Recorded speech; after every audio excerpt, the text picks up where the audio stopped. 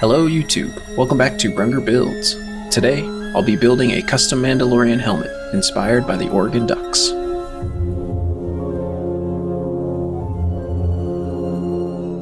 Alright, for starters, this is a paid file from the Galactic Armory.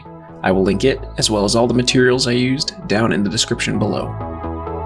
The idea for this design started when I got a commission request asking if I might be able to build a Mandalorian helmet based around the colors of the Oregon Ducks. That's a football team for all you non-sports fans. I myself am also not much of a sports fan, and so even though the request ultimately fell through, I had already looked up the team's colors, which got my creative juices flowing. It seems like every Star Wars maker eventually tries their hand at designing a custom Mando, and so now it was my turn to take the journey. I wish I had done a bit better at documenting the design process, but here's a few photos that I exported along the way.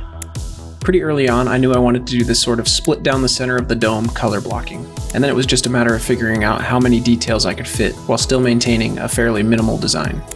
When it comes to designing things in the Star Wars universe, I feel like one of the most important things to keep in mind is knowing when to be symmetrical and then when to play with asymmetry. Even though my main goal was to be sure that the helmet fit within the Star Wars universe, I also wanted to be sure I fit as many team details into the design as well. Since I'm not much of a sports fan, I enlisted the help of a close friend of mine who strongly suggested I use the Ducks' duck uniform as a reference point. I really like the stark contrast between the white and the green with the little pops of yellow and orange, and that idea really set the tone for the overall design. I sanded the resin printed parts up to 400 grit, and then sanded the wood filler at 220, and in a few places, 320. And while I sand, I'd like to talk to you about end sabers.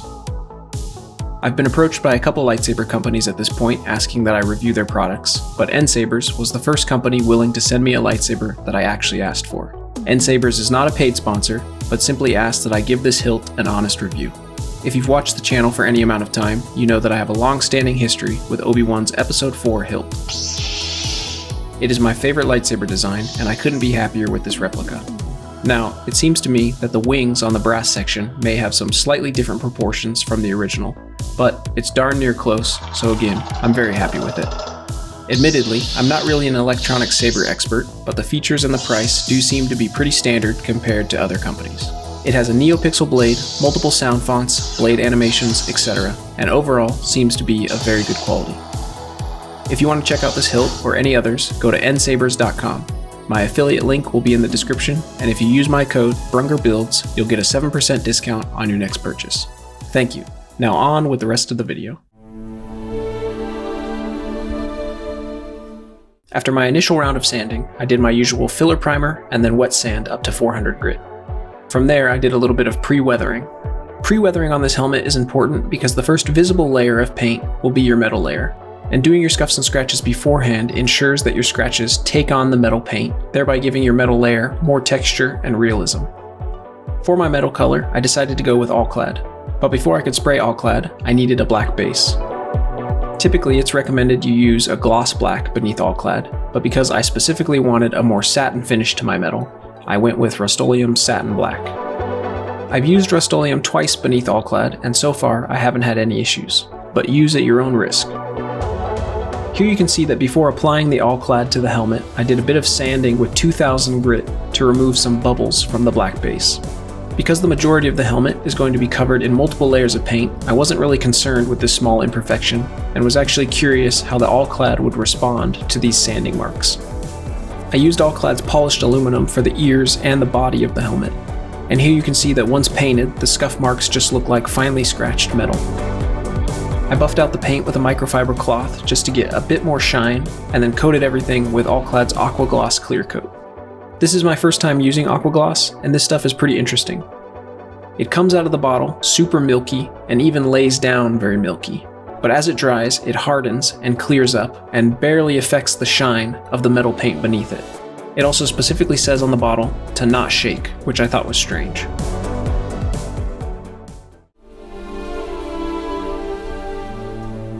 After the clear coat had dried for a day, I began liquid masking, and like I'm always saying when it comes to this step, I think I overdid it. Something about the fact that I'm applying material to a clean surface rather than removing material and dirtying up a surface makes it a lot harder for my brain to really know when enough is enough. In the end, I think the helmet looks great, but this is just a small thing that kind of frustrates me since I never like to make the same mistake twice. Once the liquid mask had dried, I did a light dusting of Rust-Oleum's truck bed liner to give the helmet a bit of texture. And because I didn't want the first layer of paint to be pure black, I covered the truck bed liner in a dark gray before removing the liquid mask. I used the same dark gray on the ears, and then once that had dried, removed the liquid mask. And then it was on to another round of liquid mask and my next color of paint. I used Rust-Oleum's flat white for this, and unlike its satin counterpart, it sprayed very nicely. Once the white had dried, I removed the liquid mask, and then it was on to figuring out how to get a perfect center line across the dome. I used my calipers a bit, but mostly it was just eyeballing, and then more liquid mask, and on to green paint. One of the things I do wish I had done differently here is leave the previous round of liquid mask on instead of applying a whole new round of liquid mask. This way, once I had painted the green and removed the masking, you wouldn't see the white layer beneath the green. It may just be my personal preference, but I feel like seeing the green and then the white and then the gray and then the metal is a bit too visually busy, but again, I may just be overthinking it.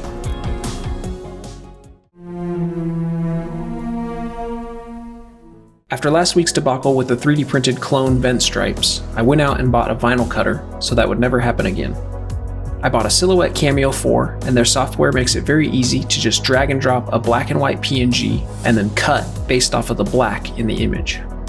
For the ears, I made a stencil of an Aurebesh U and an O. This was a callback to the duck's earlier branding, which was U of O for University of Oregon.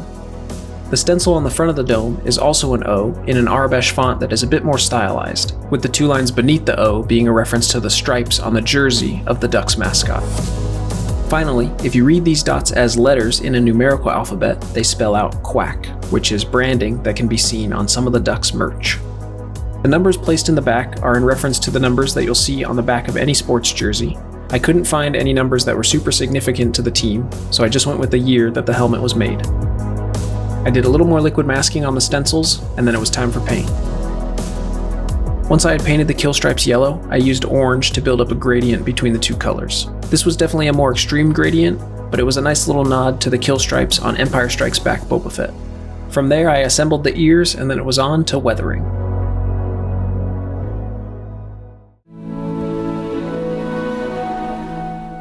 So that there was a little more variation to the chipping, I used some 60 grit sandpaper to add some micro scratches to the helmet. And then it was on to my black and brown acrylic wash. I say this in every video, but don't be afraid to use the cheapest acrylics that you can find. That way, you don't feel bad when you mix up a big pot of it and end up using barely any of it.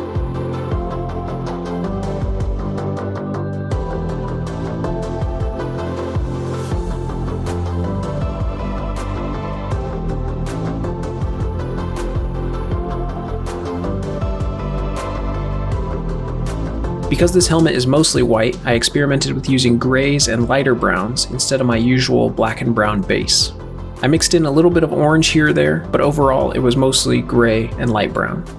This technique is really forgiving since Mod Podge takes a little while to fully dry, and if you ever feel like you've overdone it in a spot, it's super easy to just wipe the excess away.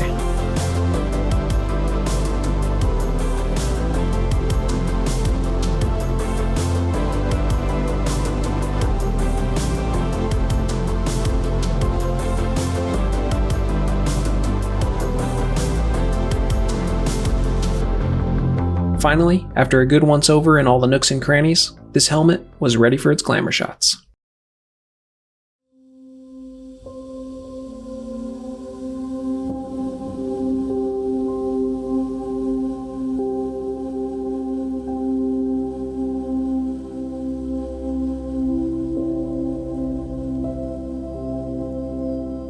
If you made it this far into the video, thank you very much for watching.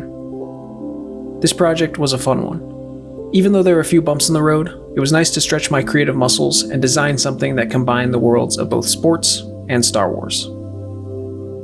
If you'd like to see more from me, make sure to subscribe, since I plan to drop a new video every Saturday. And I'd like to say a quick thank you to the almost 5,000 people who have subscribed to the channel at this point. I appreciate you all watching, and I'll see you in the next one. Thanks again for watching. Have a good day.